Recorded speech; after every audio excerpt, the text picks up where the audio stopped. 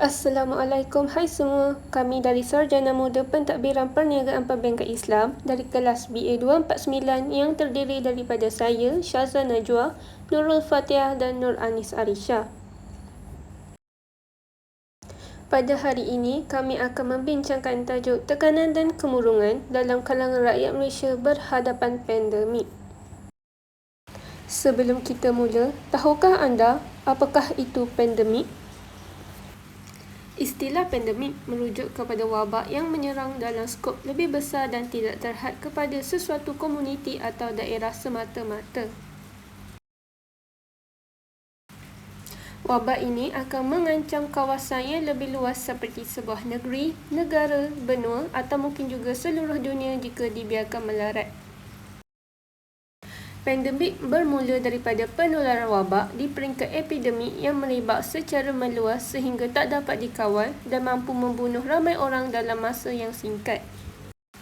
Mengikut Pertubuhan Kesihatan Sedunia (WHO), pandemik bermula apabila 3 syarat telah dipenuhi, antaranya kemunculan penyakit baru dalam populasi, ia menjangkiti manusia menyebabkan sakit yang serius, dan yang terakhir, ia merebak dengan mudah dalam kalangan manusia.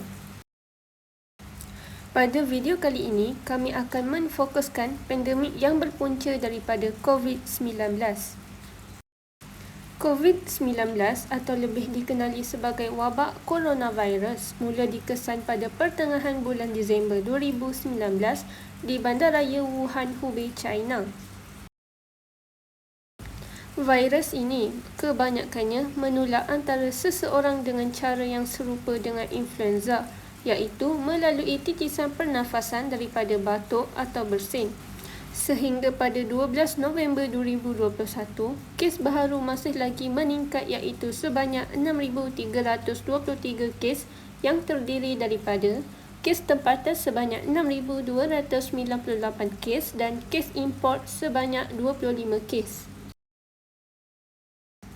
Tidak dapat dinafikan bahawa banyak usaha kerajaan yang dilakukan bagi menangani wabak COVID ini, antaranya adalah menyediakan pusat kuarantin khas buat pesakit, memberi vaksin percuma kepada masyarakat, melaksanakan perintah kawalan pergerakan PKP dan banyak lagi.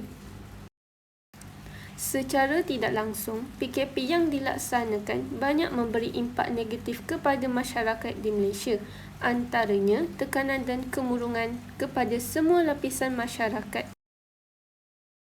Akan tetapi, tahukah anda apakah itu tekanan dan kemurungan serta perbezaannya? Tekanan atau stres merujuk kepada keadaan seseorang itu mengalami ketidakstabilan sama ada fizikal ataupun mental dan ianya berkaitan dengan cara hidup kita. Manakala kemurungan pula adalah gangguan perasaan seseorang yang menyebabkan seseorang itu merasa sedih yang berpanjangan, keletihan dan ketiadaan tenaga, cepat marah serta hilang minat dalam aktiviti harian. Penyakit ini boleh dihidapi oleh sesiapa sahaja tidak kira umur, jantina atau bangsa. Terdapat beberapa masalah kesihatan akibat tekanan dan kemurungan, antaranya sakit jantung dan angin ahmad, insomnia atau susah tidur, kencing manis, asma dan banyak lagi. Okey, seterusnya bersama saya Nurul Fatihah binti Yahya. Jom kita sama-sama membincangkan mengenai isu punca berlakunya tekanan dan kemurungan yang dihadapi oleh rakyat Malaysia dalam berhadapan pandemik COVID-19. Okey, pada slide yang seterusnya kita dapat melihat statistik kes bunuh diri di Malaysia, iaitu pada tahun 2019 terdapat 609 kes bunuh diri manakala ia meningkat kepada 631 kes pada tahun 2020. Manakala pada tahun 2021 iaitu bermula bulan Januari sehingga Mei, kes bunuh diri dicatatkan sebanyak 468 kes. Okey, pada slide yang seterusnya kita dapat melihat punca-punca berlakunya tekanan dan kemurungan. Yang pertama, rakyat tidak dibenarkan keluar dari rumah. Yang kedua, rakyat perlu bekerja dan belajar dari rumah. Yang ketiga, kehilangan orang-orang yang tersayang. Yang keempat, hilang pekerjaan. Yang kelima, tidak dibenarkan untuk beriadah. Yang keenam, tidak dapat melintas negeri. Yang ketujuh adalah ramai yang positif COVID-19. So ini adalah antara punca-punca berlakunya tekanan dan kemurungan. Okey, pada slide yang seterusnya saya akan menerangkan mengenai punca yang pertama iaitu rakyat tidak dibenarkan untuk keluar dari rumah. Okey, secara automatik aktiviti masyarakat akan menjadi terbatas kerana mereka perlu melakukan segalanya hanya dari rumah, dan bagi mereka yang suka bersosial sudah pasti mereka akan tertekan kerana mereka tidak dapat lagi keluar untuk bersosial bersama rakan-rakan mereka. Perintah Kawalan Pergerakan yang dilaksanakan oleh kerajaan bermula daripada 18 Mac 2020, di mana itu adalah titik permulaan norma baharu dalam kehidupan kita, di mana kita perlu mematuhi segala SOP yang telah ditetapkan oleh kerajaan. Okey, pada slide yang seterusnya saya akan menerangkan mengenai punca yang kedua iaitu rakyat perlu bekerja dan belajar dari rumah. Okey, bagi mereka yang sudah berkahwin, sudah pasti mereka akan tertekan kerana mereka perlu menguruskan anak-anak, tetapi pada waktu yang sama mereka perlu fokus kepada pekerjaan mereka yang menyebabkan mereka tidak dapat mengimbangkan waktu untuk melakukan dua perkara dalam satu masa. Anak-anak mereka tidak dapat dihantar ke sekolah ataupun ke taska ekoran daripada perintah daripada kerajaan untuk menutup sektor pendidikan. Okey, nak tak nak memang ibu bapa perlu menguruskan anak-anak sambil mereka bekerja di rumah. Okey. Bagi pelajar pula, mereka akan merasa tertekan kerana mereka tidak dapat memberi fokus yang sepenuhnya kepada pembelajaran kerana mereka terhalang dengan persekitaran yang bising dan tidak selesa, dan seterusnya halangan dengan internet yang terhad. So benda ni menjadi halangan yang terbesar bagi pelajar untuk meneruskan pembelajaran secara online. Okey, pada slide yang seterusnya saya akan menerangkan mengenai punca yang ketiga iaitu kehilangan orang-orang yang tersayang ketika pandemik COVID-19. So perasaan sedih akan menyelubungi mereka kerana mereka tidak dapat mencium ataupun menatap wajah jenazah buat kali yang terakhir ekoran daripada penularan COVID-19. So sudah pasti mereka akan tertekan, sedih yang teramat sebab itu adalah kali terakhir mereka dapat melihat jenazah, tetapi ekoran daripada COVID-19 mereka tidak dapat mencium ataupun melihat jenazah buat kali yang terakhir. Okey, pada slide yang seterusnya saya akan menerangkan mengenai punca yang keempat iaitu hilang pekerjaan. Masyarakat menjadi lebih tertekan apabila mereka hilang punca pendapatan kerana dibuang kerja oleh syarikat yang banyak mengalami kerugian ketika pandemik COVID-19, di mana rakyat tidak mampu menanggung pelbagai kos seperti kos sewa rumah, kos ansuran kenderaan yang membuatkan mereka terpaksa berhutang dengan banyak. Seterusnya, rakyat juga tidak mampu untuk membeli keperluan makanan seperti makanan dan juga minuman. Seperti yang kita lihat di media sosial, rakyat menggunakan inisiatif dengan mengibarkan bendera putih yang bermaksud mereka tidak mempunyai sebarang bekalan makanan ataupun mereka tidak mempunyai duit untuk membeli bekalan makanan. So kita tengok PKP sebenarnya telah memberikan impak yang sangat besar kepada ekonomi rakyat yang seterusnya memberi kesan tekanan yang begitu mendalam kepada rakyat. Okey, bagi slide yang seterusnya saya akan menerangkan punca yang kelima iaitu tidak dibenarkan untuk beriadah. Beriadah sebenarnya telah menjadi kebiasaan bagi sesetengah masyarakat dalam menjamin kesihatan diri dan juga emosi mereka. Namun, apabila PKP dilaksanakan, rakyat tidak lagi dibenarkan untuk beriadah, di mana ia telah menjejaskan emosi dan juga mental mereka yang seterusnya dapat menjurus kepada kemurungan dan juga tekanan kerana telah menjejaskan aktiviti harian mereka. Namun, apabila mereka sudah lama tidak melakukan senaman, secara automatik kesihatan mereka akan terjejas kerana mereka tidak melakukan sebarang aktiviti di rumah kerana mereka lebih selesa untuk beriadah di luar seperti taman rekreasi. Dengan hal sedemikian mereka akan mula mengabaikan gaya hidup yang sihat yang seterusnya dapat memberikan tekanan yang boleh membawa juga kepada kemurungan kepada mereka. Okey, pada slide yang seterusnya saya akan menerangkan punca yang keenam iaitu tidak dapat merentas negeri. Rakyat merasa semakin tertekan kerana mereka tidak dapat merentas negeri untuk berjumpa ahli keluarga mereka, sama ada yang jauh ataupun yang dekat. Kerana mereka perlu mematuhi pelaksanaan PKP yang dilaksanakan oleh kerajaan.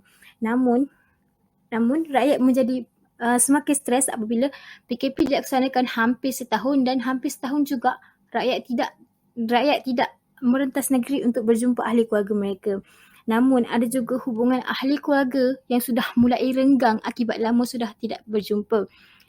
Sehingga kan ada juga mereka yang berputus asa sehingga mereka berfikiran bahawa tiada siapa yang ada dengan mereka.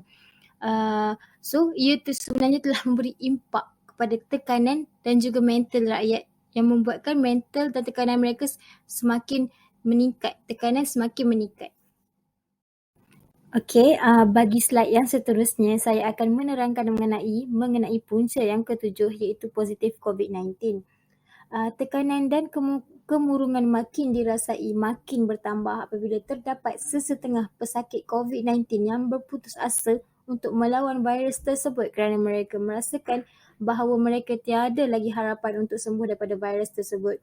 Keadaan malahan menjadi makin keruh apabila keluarga mereka sendiri yang tidak memberikan sokongan moral kepada mereka untuk melawan virus tersebut. Ditambah pula dengan persepsi buruk segelintir masyarakat yang memandang rendah dan juga menganggap pesakit COVID-19 seperti musuh ketat mereka. Situasi sebegini sebenarnya telah membuatkan pesakit COVID-19 merasa putus asa untuk melawan virus tersebut, di mana dia juga telah meningkatkan tekanan dalam diri mereka untuk melawan virus tersebut.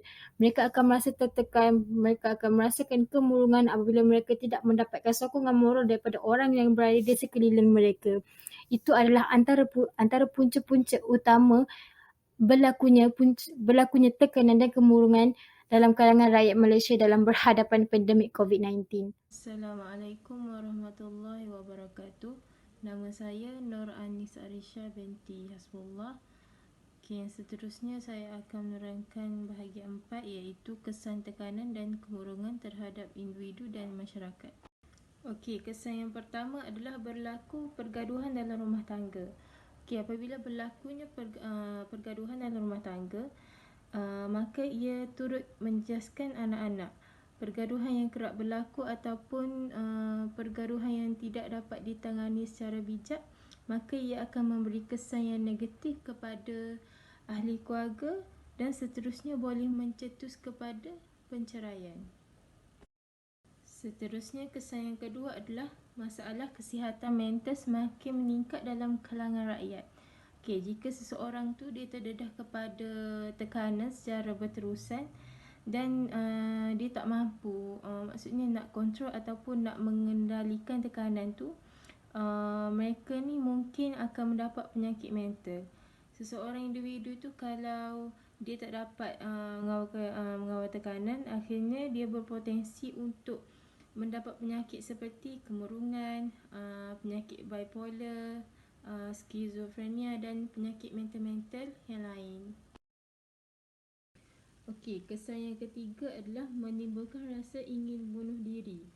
Okey, kalau kita perhatikan sejak negara kita dilanda wabak COVID-19 ni, hampir setiap hari kita dengar ataupun timbul isu berkenaan tentang orang bunuh diri. Hal ini terjadi disebabkan oleh kerana sesetengah individu ni dia terbeban dengan masalah keuangan ataupun masalah ketidakstabilan emosi.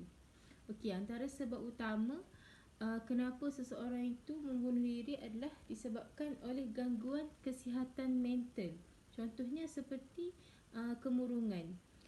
Gangguan kesihatan mental ni dia boleh terjadi kepada sesiapa sahaja apabila seseorang individu tu dia tak dapat nak kawal dia punya emosi.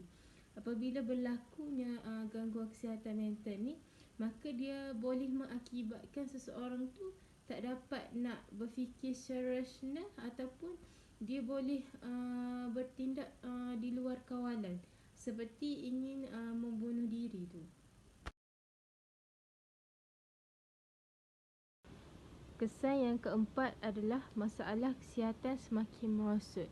Okey, apabila seseorang tu dia mengalami tekanan yang sangat melampau ataupun stres yang kronik, maka benda tu dia boleh mengganggu dia punya sistem penghadaman. Maknanya dia akan memberi kesan yang buruk terhadap sistem penghadaman seseorang tu. Jadi contohlah simptom seperti mual, perut berangi ataupun makanan susah untuk dihadam tu, dia boleh jadi semua tu berpunca daripada tekanan ataupun stres yang melampau. Okay, sekiranya seseorang individu tu dia mengalami semua simptom tu, maka dia akan mengganggu dia punya kualiti hidup seseorang tu. Maknanya dia akan memberi kesan yang negatif lah untuk kehidupan seseorang individu tu apabila masalah kesihatan mereka semakin merosot. Okey, untuk kesan yang terakhir, kesan daripada berlakunya kemurungan dan tekanan dalam diri seseorang tu, dia juga akan memberi kesan kepada prestasi akademik dan juga kerja. Okey, andai kata yang kena kemurungan tu adalah student, maka ia akan menjejaskan dia punya prestasi akademik dan menyebabkan pelajar itu akan mengalami kegagalan ataupun sukar untuk belajar. Okey, manakala kalau seseorang tu dia seorang pekerja, maknanya apabila dia mengalami kemurungan, mungkin prestasi kerjanya juga akan merodom serta dia akan memberikan rekod yang tidak baik terhadap sesuatu company ataupun sesuatu organisasi. Okey, untuk bahagian yang seterusnya adalah bahagian 5, iaitu saya akan menerangkan tentang cara untuk mengawal tekanan dan kemurungan daripada menular. Okey, langkah pertama yang dapat saya kongsikan ialah berehat yang cukup dan cuba mendengar muzik. Okey, ini merupakan salah satu tips ataupun langkah yang paling simple yang dapat kita lakukan. Okey, dengan rehat yang cukup ni, ia dapat menstabilkan kita punya hormon, ataupun dengan mendengar muzik yang relaxing, ia akan memberi kesan yang positif. Contohnya, ia akan mengurangkan tekanan darah ataupun mengurangkan kandungan kortizol dalam badan, iaitu hormon yang berkaitan dengan stres. Okey, insyaAllah kalau kita cuba lakukan dua perkara ni, ia mampu dapat mengurangkan kadar stres dan tekanan dalam badan kita. Langkah yang kedua adalah luahkan perasaan dan berkongsi cerita. Maknanya kita cuba bercakap ataupun kita cuba luahkan masalah perasaan tadi dekat member-member ataupun kawan yang kita rapat. Kita share dan kongsikan dengan mereka. Tapi sebelum nak share masalah tu, kita kena pastikan sama ada kita pilih rakan yang sesuai ataupun tak. Maksudnya dia ni jenis memahami ataupun tidak, sebelum kita nak kongsi masalah kita tu. Jadi jika kita meluahkan kepada kawan sesuai, at least mesti ada nasihat ataupun kata-kata semangat yang boleh mereka berikan kat kita. Jadi hal ni sedikit sebanyak mampu membantu untuk menurunkan kadar stres dan tekanan dalam diri kita. Langkah yang ketiga adalah memberikan kata-kata motivasi kepada diri sendiri. Maknanya langkah yang ketiga ni dia berkait rapat dengan langkah yang sebelum ni, iaitu memberi kata-kata semangat kepada diri sendiri. Dan kes ni juga sekiranya kita tak mampu untuk meluahkan kepada kawan ataupun kita tak pasti kawan yang mana yang sesuai untuk kita meluahkan perasaan, maka kita boleh cuba langkah yang ni. Kita cuba berikan motivasi dan juga kata-kata semangat untuk diri kita sendiri. Langkah keempat adalah waktu tidur yang sempurna. Okey, langkah yang seterusnya ni ialah tidur yang sempurna dan juga kena cukup. Kalau kita kurang tidur, dia boleh menyebabkan sebab utama berlakunya stres ataupun tekanan. Okey, kalau orang dewasa ni dia dicadangkan untuk tidur selama 7 hingga 8 jam sehari. Okey, kalau kita nak hilangkan kita punya tekanan tu, kita cuba buat benda ni secara konsisten dan ia akan improvekan kita punya kadar stres tu dalam badan kita. Okey, langkah yang terakhir iaitu langkah yang kelima adalah beribadat. Sekiranya seseorang tu mengalami tekanan ataupun stres, maka ia juga boleh cuba melakukan ibadat seperti berzikir ataupun sembahyang mengikut kepercayaan agama masing-masing. Okey, kalau dalam Islam kita boleh cuba mendekatkan diri kita dengan Allah. Maknanya kita cuba kembali melakukan amalan yang disuruh serta kita meninggalkan cara hidup yang menyesatkan ataupun melalaikan bagi diri kita. Jadi dengan kita melakukan perkara tersebut, maka kita mampu membina keyakinan sasiah dalam diri kita. Okey, seterusnya dalam agama Islam juga dia ada beberapa kaedah rawatan Islam yang dapat dapat kita lakukan, seperti rawatan melalui doa, berpandukan ayat Al-Quran, rapi bacaan ayat Al-Quran untuk masalah penyakit seperti kejiwaan ataupun kemurungan. Okey, itu saja daripada saya. Sekian, terima kasih. Jadi, sebagai kesimpulannya, perintah kawalan pergerakan yang dilaksanakan oleh kerajaan sebenarnya telah memberikan tekanan yang sangat tinggi kepada masyarakat sehingga kita dapat melihat peratusan kemurungan dan juga peratusan kes bunuh diri dalam kalangan rakyat semakin meningkat. Hal ini terjadi kerana rakyat tidak dapat keluar dari rumah seperti biasa untuk melakukan sebarang aktiviti. So, benda ni secara tidak langsung telah memberikan impak yang sangat besar kepada masyarakat, terutamanya impak kepada kewangan rakyat kerana mereka tidak dapat keluar bekerja mencari wang. Dan kebanyakannya telah dibuang kerja oleh syarikat, di mana syarikat tersebut banyak mengalami kerugian kerana tidak dapat beroperasi ketika pandemik COVID-19. Jadi kita dapat melihat situasi tersebut telah membuatkan syarikat terpaksa membuang pekerja. So benda ni sebenarnya telah memberikan kesan yang sangat besar kepada masyarakat, terutamanya kesihatan mental rakyat yang kita dapat lihat semakin hari semakin merudum. Jadi kita dapat melihat sebenarnya kerajaan telah pun mengambil pelbagai inisiatif untuk menangani perkara seperti ini dengan mencipta aplikasi di mana rakyat dapat membuat rujukan atau aduan berkaitan kesihatan mental dengan pakar psikologi secara atas talian. Jika kita melihat statistik di mana statistik tersebut menunjukkan kadar peratusan tekanan dalam kalangan remaja dan dewasa sebenarnya semakin meningkat, terutamanya buat kalangan pelajar dan juga pekerja di mana mereka perlu bekerja dan belajar secara dari rumah. So, situasi tersebut sebenarnya telah menjadi faktor tekanan yang utama kepada golongan remaja dan dewasa.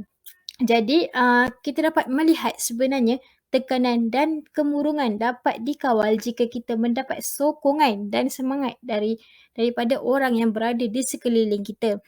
Perintah kawalan pergerakan sebenarnya telah memberikan banyak pengajaran kepada kita bahawa pentingnya untuk kita menguruskan emosi dengan baik supaya kita tidak terdedah kepada tekanan yang melampau.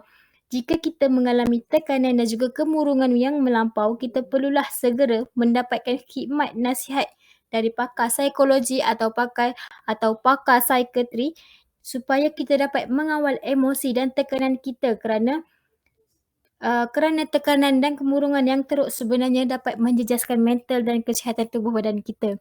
So kita dapat lihat sebenarnya tekanan yang tinggi sebenarnya telah memberikan impak yang sangat besar kepada diri kita sendiri dan juga mental kita. Jadi setakat ini sahaja yang saya dapat simpulkan daripada situasi ini.